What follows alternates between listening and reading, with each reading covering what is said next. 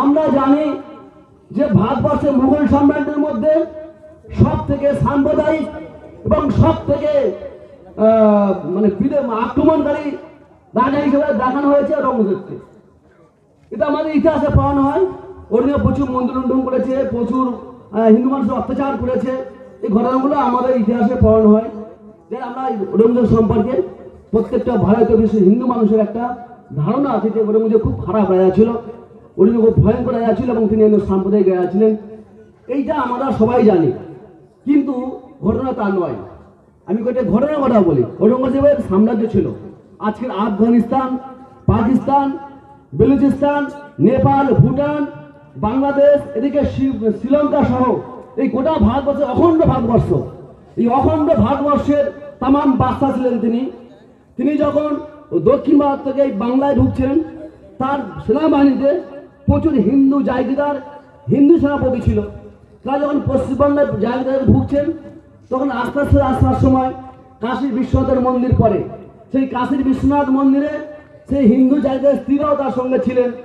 তখন তার স্ত্রীরা আবদার করলো হিন্দু জায়গাদের কাছে, ঔরঙ্গজেবকে বলুন যে আমরা কাশী বিশ্বনাথ মন্দিরের সামনে দিয়ে যাচ্ছি, কাশী বিশ্বনাথকে আবার দর্শন করে যাবো। তার স্ত্রীদের হুকুম অনুযায়ী, তাদের স্ত্রীদের আবদার অনুযায়ী তারা বাদশার কানে তুললেন। বাদশার কানে শোনার পরে সেখানে তিনি তাবু করলেন বিশ্বনাথ মন্দিরের কাছে, কাশী বিশ্বনাথ মন্দিরের কাছে তাবু গাড়লেন। তাবু গেলে সেই রানীদের মন্দির দর্শনে পাঠালেন।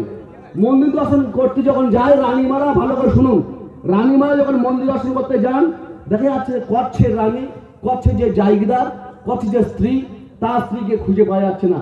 তার স্ত্রী ছিল অপূর্ব সুন্দরী দেখতে, এবং স্ত্রীকে যখন খুঁজতে পাওয়া যাচ্ছে না, তখন ঔরঙ্গজেবের কাছে খবর এলো যে কচ্ছের রানীকে খুঁজে পাওয়া যাচ্ছে না। ঔরঙ্গজেব তখন নির্দেশ দিলেন যে সমস্ত মন্দির চারদিকে সিল করে ঘিরে দেওয়া হোক, মন্দিরের কেউ ভেতরে যেন ঢুকতে না পারে, বাইরে কেউ বেরোতে পারে। এই অবস্থা সিল করার পরে ঔরঙ্গজেব তদন্ত করতে একটু বাহিনী গঠন করলেন। তাদের বাহিনী গঠন করে তিনি তদন্ত করতে লাগলেন। কোথায় গেলেন? দিনের বেলা পূজা উঠিতে গিয়ে একজন মহিলা, তার সঙ্গে আরো দুজন স্ত্রী প্রকাশ্য দিবালোকে মন্দির থেকে উধাও হয়ে যায়। এটা কি হতে পারে?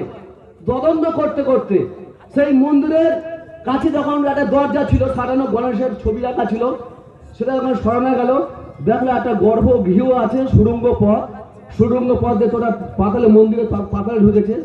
মন্দিরে পাতালে ঢুকে যখন ঢুকলো, দেখলো সেখানে আরো প্রায় ৩৫ থেকে ৩৫ জন মহিলা ধর্ষিতা অবস্থা রয়েছেন। তিনি ঔরঙ্গজেব তখন নির্দেশ দিলেন যে ওই সমস্ত মহিলাদের উদ্ধার করা হলো, এবং তিনি বললেন যে এই মন্দিরটাকে, দেবীর বিশ্বনাথ মন্দিরকে সরিয়ে বলে মন্দির অপবিত্র হয়ে গেছে, যে মন্দিরে অপকর্ম হয়, যে মন্দিরে মহিলাদের ধর্ষিত হয়, লাঞ্ছিত হয়, সে মন্দিরে আর দেবতা পবিত্র থাকতে পারেন না। তার নির্দেশনে বিশ্বনাথ মন্দিরকে সরিয়ে হয়েছিল, মন্দিরটা ভাঙা হয়। এটাই লেখা হয়েছে, পরবর্তীতে মন্দির ভেঙে গড়ে দেওয়া হয়েছিল। এবং শুধু তাই নয়, ঔরঙ্গজেব তার রাজকোষ থেকে সেই মন্দির এবং সারা ভারতবর্ষের মন্দিরগুলোতে যখন মন্দির ছিল তার রাজত্ব সীমানায়, সমস্ত মন্দিরের প্রদীপগুলো জ্বালার জন্য যে তেল ব্যবহৃত হতো, ঘি ব্যবহৃত প্রদীপ জ্বালানো হতো, সারা করে প্রদীপ জ্বলত, তার রাজকোষ থেকে টাকা দেওয়া উন্নয়নের ব্যবস্থা করেছিলেন। শুধু তাই নয়, তিনি সমস্ত সেই সময় পুরোহিতদের তিনি তার পুরোহিতদের বেতন দেওয়ার ব্যবস্থা করেছিলেন। আজকের মমতা ব্যানার্জি যখন মুয়াজ্জিনের ভাতা দিচ্ছেন ৬০০ টাকা বা ৮০০ টাকা দেয়, সারা ভারতবর্ষ রেল করে উঠেছে বা বিজেপি রেল করেছে, মমতা ব্যানার্জির সমস্ত কিছু দিয়ে দিচ্ছে। এরকম ওয়াকফের টাকা তিনি বলতো ৭০০ টাকা করে দিচ্ছে।